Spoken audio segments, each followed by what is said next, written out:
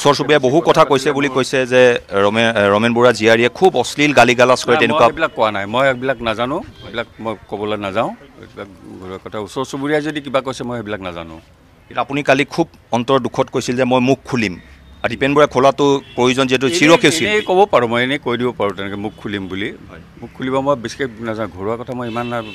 কি খুলিম আৰু খুলিবলৈ একো নাই তেনেকৈ এনে খুব আছে নাই দীপেন দা ক'বলগীয়া দুখ লাগিছে কাৰণে খুলিম বুলি এনেই কৈ দিলোঁ হয়তো কিবা কাৰণত মোৰো এইকেইদিন ব্ৰেইনে কাম কৰা নাই ভালকৈ সেইটোৱে কথা কিন্তু আপুনি কালি আৰক্ষীকো বহু কথা কৈছে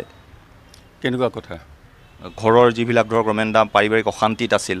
অকণমান অশান্তি পাইছে সেইটো মই জানো আৰু অশান্তিত আছে বাকী মই ডিটেইলছ একো ক'ব নোৱাৰোঁ ন' কমেণ্ট যদি ৰমেন দা সুকলমে ঘূৰি নাহে তেতিয়া দীপেন বৰুৱাই ক'বনে নকয় অসমবাসীৰ আগত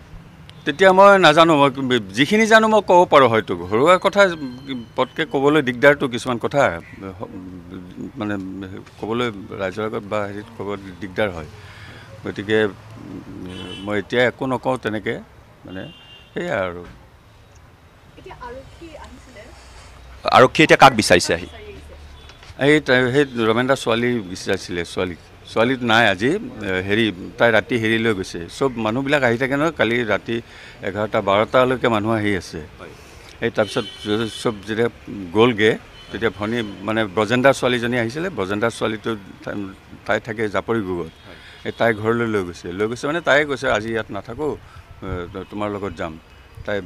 তাতে আছে জাপৰিগোগত আৰু তাই এনেই ৰমেন বৰুৱাৰ লগতে থাকে ইয়াত আগতে ৰমেন আগতে ভাড়াঘৰত আছিলে তাই স্কুলত চাকৰি কৰেতো স্কুলত তাৰমানে তাৰ মাকে চাকৰি কৰোঁতে চাকৰি অৱস্থাতে ঢুকাইছে নহয় ৰমেন দাৰ মিছেছ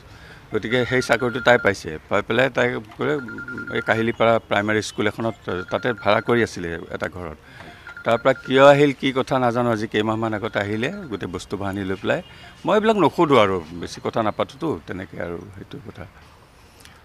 কিন্তু দেউতাকক যথেষ্ট গালি গালাজো কৰে তেনেকুৱা এটা অভিযোগ উঠিছে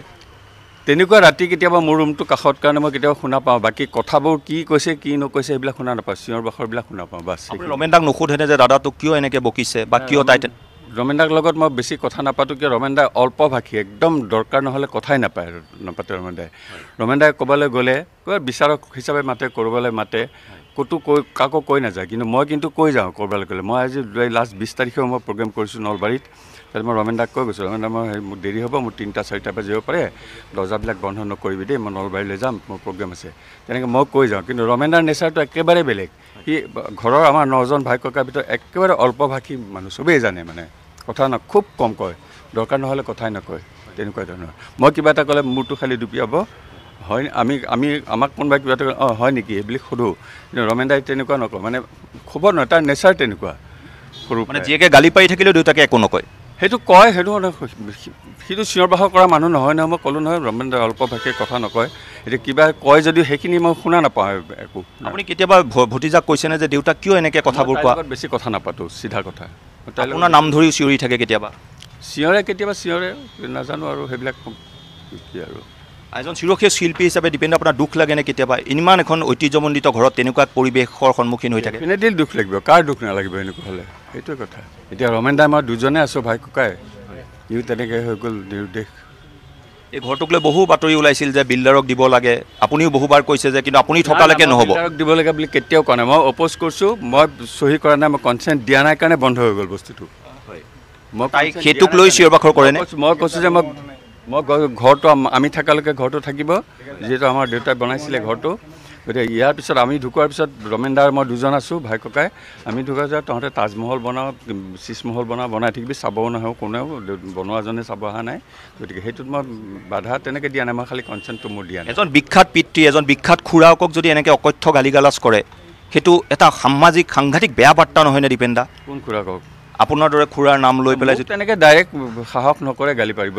গালি পাৰা নাই তেনেকৈ কিন্তু সেই আৰু ইনডাইৰেক্টলি যদি কোনোবাই গালি পাৰি ৰাস্তাৰ পৰা যদি মোক কোনোবাই গালি পাৰি থাকে মই গম পাম নেকি তেনেকুৱা কথা আৰু আপুনি এদিন হ'লেও তাইক কোৱা নাই নে যে কিয় এনেকৈ দেউতাক গালি খুব তাইৰ লগত কম কথা পাতোঁ চিধা কথা মানে আপুনি নীৰৱে এইবোৰ শুনি থাকে দীপেন দা থাকোঁ মই কাৰণে ইনভলভ হ'ব নোখোজোঁ কোনো হেৰিতে মই নিজৰ লাইনত নিজে থাকোঁ সেই তেনেকুৱা কথা আৰু সেইদিনা পুৱাও তাই গালি পাৰিছে দেউতাকক পাৰিছে নেকি মই কিবা চিঞৰ বাখৰ শুনিছোঁ বাকী একো নাজানো মই কথাবোৰ শুনা নাই একো ৰমেন দাই আপোনাক এদিনো একো কোৱা নাই নে যে তাই এনেকৈ গুচি গ'ল তাই এনেকৈ মোক গালি ৰমেন দাই কথা নকয় দৰকাৰ নহ'লে কথাই নকয় ক'ৰবালৈ গ'লেও কৈ নাযায় যে ঘৰত কোনো নাই, আমাৰ ঘৰত মানুহে নাইতো, ৰমেন দা আৰু মই তলত থাকোঁ, গতিকে ওপৰত বৌহঁত থাকে সি পিছফালে। ৰমেন দাই কৈ যাব লাগে বোলে মই অকণমান আহোঁ, চাবি দৰ্জা চৰ্জা খোলা থাকেতো, সেই তেনেকুৱা ধৰণৰ কথাও নকয়। ৰমেন দাক মানে চবেই জানে অল্পভাষী, যোনে ৰমেন দাক হাড়ে হিমজুৱাই জানে সেইসকলে জানে যে ৰমেন দা খুব কম কথা কয়, ক'ৰবাত দৰকাৰ নহ'লে কথা নকয়। কিমান দিনৰ পৰা হৈছে পিতৃক এনেকৈ গালি পাৰি থকা ঘটনাটো, কিমান মাহমান হ'ল? সেইটো নাজানো মই, মাহ হিচাপ মই হিচাপ কৰি নাথাকোঁ, কেতিয়াবা সিহঁতৰ কিবা লাগি থাকে ৰুমত, সেইবিলাক শুনো আৰু সেয়া, বাকী কথাবিলাক কি শব্দবিলাকো মই বুজি নাপাওঁ। একো কোৱা নাই মই তেনেকৈ।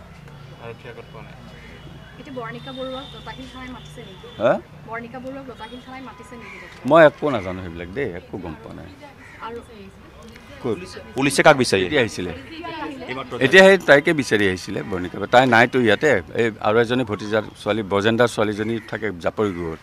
তাইৰ লগত ৰাতি গুচি গৈছে। কালি আপুনি আৰক্ষী আয়ুক্তৰ ওচৰলৈ গৈছিল, বহু কথা আপুনি কৈছে। গৈছোঁ মানে মোক মাতি পঠিয়াইছে, গাড়ী পঠিয়াইছে, দীপেন দা আপোনাৰ লগত অকণমান কথা আছে আহিব নেকি, সেয়াই আৰু। তাত চাহ খাইছোঁ, কফি খাইছোঁ, কথা পাতিছোঁ, অকণমান ঘৰুৱা কথাও পাতিছোঁ, তেনেকুৱা। যদি ৰমেন দা সুকলমে ঘূৰি আহে ভাল কথা, যদি নাহে আপুনি ক'বলগীয়াখিনি ক'ব?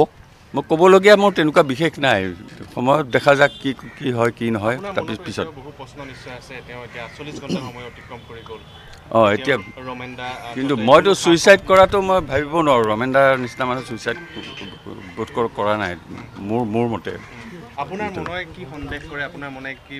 নাই ক'ৰবাত আছে চাগে, মনৰ দুখত ক'ৰবাত আছে তেনেকুৱা আৰু ভাবিছোঁ। মোৰ মনৰ কথাটো সেইটোৱেই আৰু। সেইদিনা পুৱা ওলাই যোৱাৰ আগমুহূৰ্তত আপোনাৰ কথা হৈছিল নে ৰাতিপুৱাৰ ভাগত? নাই কথা কোৱা নাই। গণেশ মন্দিৰলৈ যায় এইটো কথা মই বাৰে বাৰে কিমানবাৰ কম ৰিপিট কৰিম, মই চবকে কৈ আছোঁ, সেইদিন পৰহিৰ পৰা কৈ আছোঁ। গণেশ মন্দিৰৰ প্ৰেচিডেণ্ট কাৰণে 10:30 বজাত ইয়াৰ পৰা ওলাই যায়, গণেশ মন্দিৰত যায়। আৰু কিছুমান মানুহক কোৱা শুনো, ইয়াতে অহা যোৱা কৰোঁতো এটাই ৰাস্তা ওলোৱা সময়ৰ পিনে জংঘলবাৰী ৰমেন দা কোনোবা বিচাৰি আহিলে এনেই কথা পাতে, আপুনি ক'ত যায়? মই গণেশ মন্দিৰৰ পৰা। সদায় যায় নেকি? মই যাব লাগে, মই প্ৰেচিডেণ্টটো তাতে, চহী তহীবিলাক মোৰ নহ'লে বেংকৰে হওক কিবা হওক মোৰ চহী লাগে নহয় প্ৰেচিডেণ্টৰ, সেইকাৰণে মই ডেইলি যাব লাগে। আৰু ভালে লাগে দিয়া, তাতে গৈ প্ৰায় 10জন মানুহকো লগ পাওঁ, আৰু হেৰি চাহ পানী খাই অকণমান ৰেষ্ট লৈ 12টামান বজাত গুচি আহে। সেইটোৱে ৰুটিন আৰু ৰমেন দাৰ। 12টা 12:30 ভিতৰত ঘৰ আহে, আকৌ অকণমান ভাত পানী খাই ৰেষ্ট লৈ গধূলি অকণমান ওলাই যায়, কিন্তু অকণমান বহে, তেনেকুৱাই। বেলেগে ভাত পানী খায় আপোনালোকে? আমাৰ চব বেলেগ, চব কিটচেন বেলেগ। ৰমেন দাৰ ছোৱালীজনী সদায় ঘৰত থাকে নে কেতিয়াবা নাথাকেও? মই নাজানো, মই ঘূৰি ফুৰা মানুহ, মই আপোনাৰ লগত মাত বোলে নাই? তাইৰ পিছে মাত বোল আছে, দৰকাৰ হ'লে মাতো মই।